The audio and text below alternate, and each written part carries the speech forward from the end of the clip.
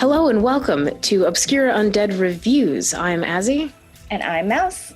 And it has been a hot minute since we have reviewed any album. And this time we're coming back to you with, we're going to convert these into one review episodes just for the sake of our sanity. And we are bringing it back with Panic Priest's sophomore album, Second Seduction, which was released on May 1st earlier this year. His album is Negative Gain Productions. This is the second follow-up to after his self-titled album, Panic Priest, which came out in May 2018. Yeah, so it's been 2 years in the making. It's the second album. It's called Second Seduction. It is sexy. It is very sexy. So this is a solo project by Jack Armando, a.k.a. The Dark Crooner. He's definitely a crooner. Yeah, and he does all of the instruments with a few exceptions, and we'll cover those as we get to them on the entire album. So all of the instruments, all of the vocals, all of the lyrics, with some exceptions. So very talented. So this song the album opens with a banger. Yeah, isn't this one of the single tracks? No, it looks like the singles is Night Hunter and Lonely City. Maybe it just sounds like a single track because there are so many solid, strong tracks on this entire album. The first track is called In All Severity, and it sounds like it's got this like a koto or some kind of Japanese instrument, but then it goes right into this like nostalgic feel, and the whole album is like this. It's got this like a retro feel to it, but it's not like the cliche retro aesthetic synthwave stuff that you hear all the time. It has like those melodic elements that we associate with like 80s music and like the whole retro thing with like the melodic synths and the melodic vocals, but so much of this has like very modernized sounds. Like you can tell that it's made today, but it has so many of those nostalgic feels.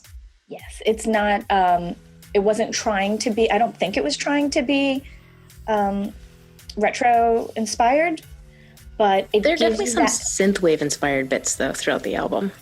I didn't catch any synthwave inspired bits, even though there are synths that, I don't know, it's more like, like how the Midnight would have melodies and everything that like go up an octave and then they get really passionate and there's like your hands in the air while you're singing, like that kind of feel. I know you throw your hands up in the air while you're singing.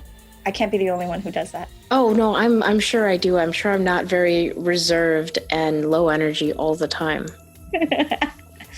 These are definitely songs to sing in the shower. Oh my God, Maus and I, we were delayed recording this episode because we kept singing one of the later tracks on the album to each other. So, In All Severity, track 1. Fantastic opener to the album, and then a really unexpected track for track 2 that is honestly what got me into the album on first listen. Are you serious? Yes. I don't even know why that track is there. I love it because I was listening to In All Severity and I was just like, yeah, okay, this is a cute track. Like, this is fine. I wasn't as excited as I was on like the 6th or 7th listen, but when I got to track 2 first listen, I was like, holy shit, if this sets the tone for the entire album, even though it's like super short and there's like 4 lines of vocals and it's like very atmospheric. Long. It's almost like the intro track. Yeah, but as the second track, when I was still like feeling out the album, it was perfect for me. And that is what like absolutely hooked me on the album was this second track, Silo, in parentheses. Interesting. Yeah, and then it just flowed right into track 3, which is one of my favorite tracks, Pretty Evil Seed. It's danceable, it's jammy, it's moody, and the lyrics are just fantastic. Like, I had this as one of my top tracks, and then you were like, oh, it's my favorite. And when I heard the way that it just like, bang, opens up, I was like, oh my God, this is Azy's favorite. Yeah. I know it's Azy's favorite. Well, it also has to do with like the lyrics too. Like, A lot like me, my pretty evil seed, a lot like me, you'll burn eternally and you'll forever be a slave to every want and need, a lot I like like me. with pure ferocity, you satisfy your every need to satiate your greed. Yeah. I love the lyrics across the entire album, and I love that Jack put them on Bandcamp.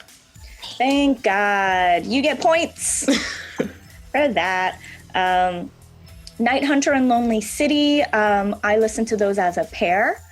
Night Hunter to me has this new wave slant, like it's straight out of 1987. Not the retro, not the I got new serious Depeche Mode 1987 vibes. that we create. It's like it seriously is like one of those melodies that you would have heard somewhere on like VH1 or something. It has serious Depeche Mode vibes to me. Like, Yeah. especially like on Jack's vocals. I listened to it and I was like, is this Depeche Mode? Lonely City is my favorite. Also super catchy. This is another one that like, you know, I'll just be humming the chorus and it'll just like earworm and, you know, I'm in the shower, I'm cooking, and there's the chorus.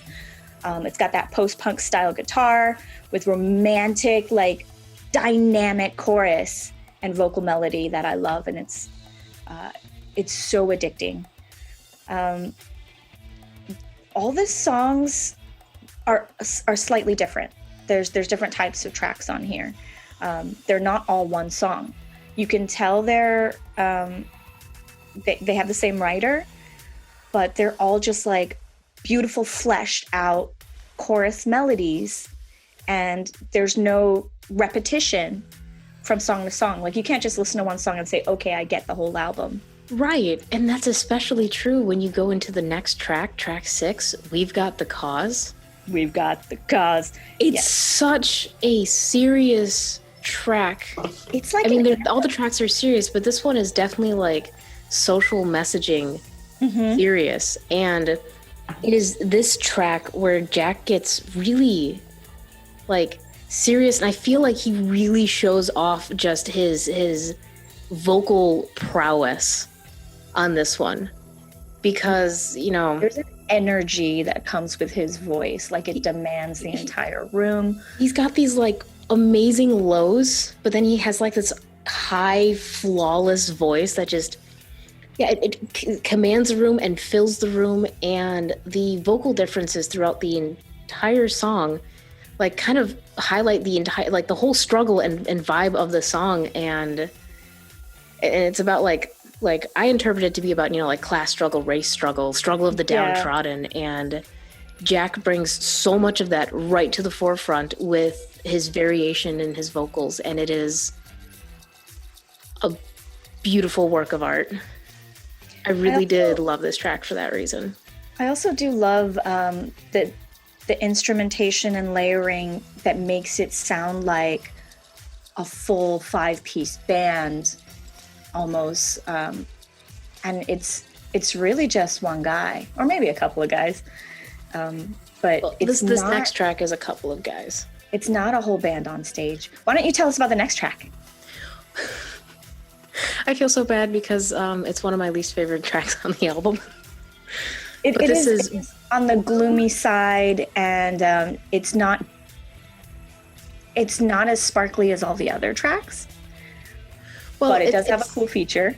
It does have a cool feature. So track 7, Bloom and Decay. So Bloom, the letter N, the letter D, the letter K, features Joel and Luis from Twin Tribes. So Ob's guitar and synths is Luis, and Ob's Joel is on bass. And I think that this one was kind of the most rock and roll. Mm-hmm. Like, yeah, it seemed the most rock and roll. It was very short and concise, and you know, I don't know how it was written or anything, but the repetition of the lyrics make it more of like a gloomy pop song. It's another one that gets stuck in your head. This entire album gets stuck in your head. Yeah, it's going to. It's definitely going to. And there's only 10 tracks on the album. Bleed Again, I don't really remember much about that one. Okay, so there's one neat feature about Bleed Again, and that is Vincent does the Miami Vice 1980s guitar solo on this track. Vincent is from Wingtips. From Wingtips, yeah. And also from Chicago. So they are close friends. Yeah. So that guitar solo, honestly, I think was the highlight of another song that didn't resonate with me quite as well as I hoped it would. But honestly, all was redeemed at track 9. Shiver and crawl. Shiver and Shiver crawl. And crawl. How many times did we get interrupted to sing that to each other? I know, we can't get anything done. No, it's stuck in my head. Sorry. Shiver and crawl. I like this. It's such a good track. It's Pretty Evil Seed was my favorite track. This track has topped it by a fucking mile. They're all really, really close. It's so good. Lonely City, Shiver and Crawl, Night Hunter. Oh my God. There's just something. I'm gonna remember these tracks. So compelling in the melody, and I cannot help but, sing along to it. And they have a remix of this song, Visceral Anatomy. Yes, and Visceral Anatomy is Hannah and Vincent from Wingtips, just the reverse. Hannah sings. So I'm not sure if it's Hannah who did the remix. I'm not sure. Maybe, but also a cool thing about the cover for Shiver and Crawl, remixed by Visceral Anatomy. Do you know who did the cover? That's got to be Nick. Yeah, it was. Because Nick did the cover of the album. Yeah, but so Nick is a buddy of ours in Orlando who we love, who is a really amazing graphic designer. Nick is the All Coldplay king, and he does Uberbahn in Orlando, which is where Azy and I went to go hang out almost every Friday.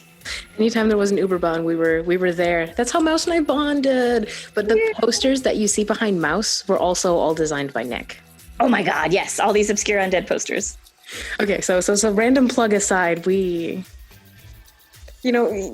knows each other, I guess, is the point of this story.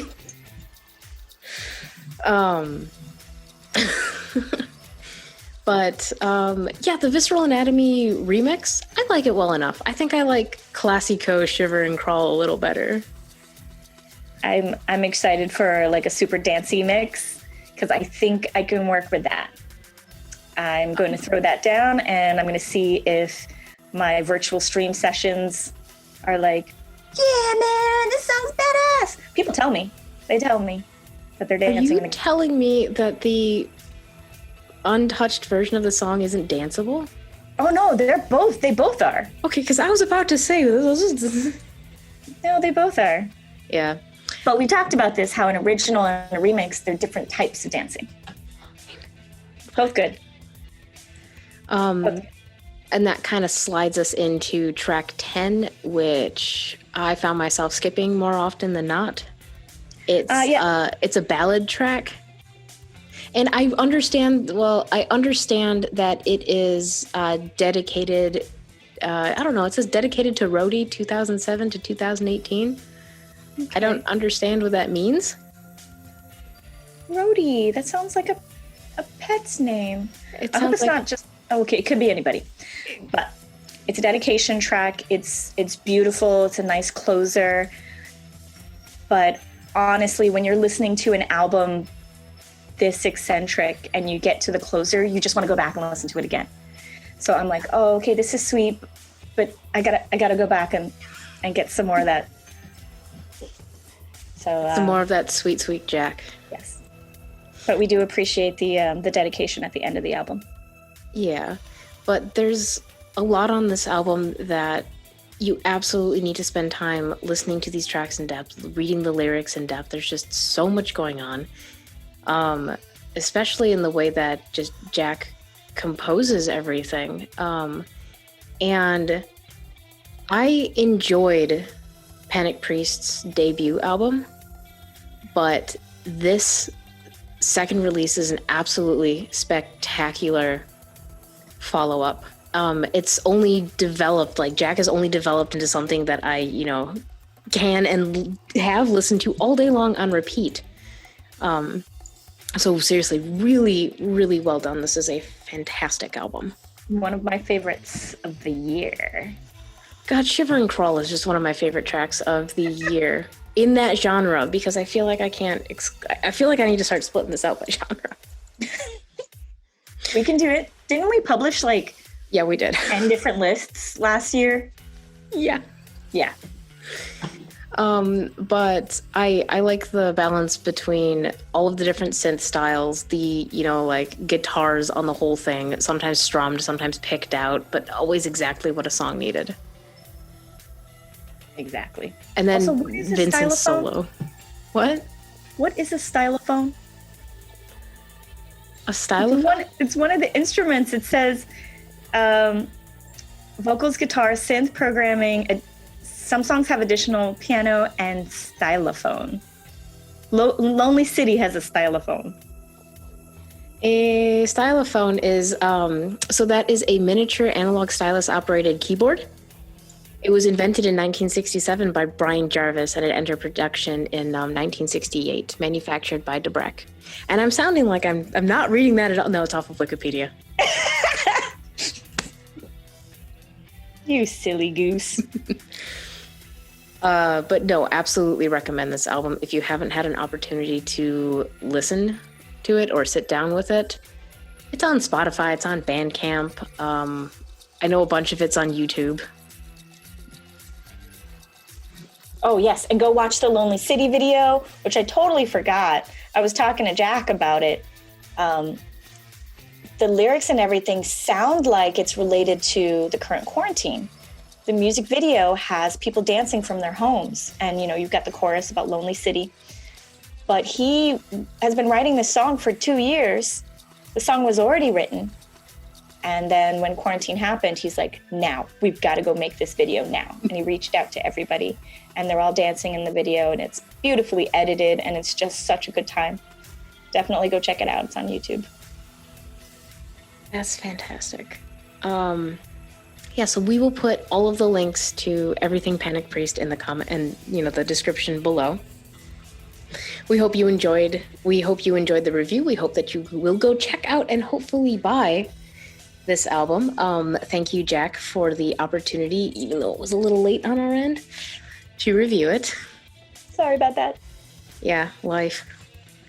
But until next time, you can follow Panic Priest on Facebook, or you can follow Obscure Undead on Facebook. We're also on Twitch, Instagram, YouTube, Patreon, Twitter. We have a Patreon if you want to throw a buck at us and get access to our Discord server, where we have fun, we chat, it's great. And we have Facebook and a Facebook group.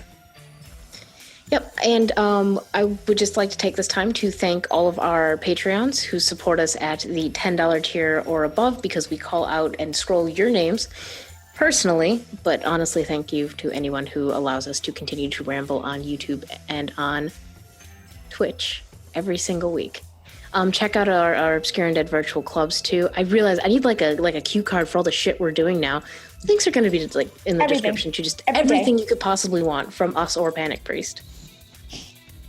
So I guess until next time, we will be putting up another single review video in the weeks moving forward. Look forward to seeing you then. Bye. Bye.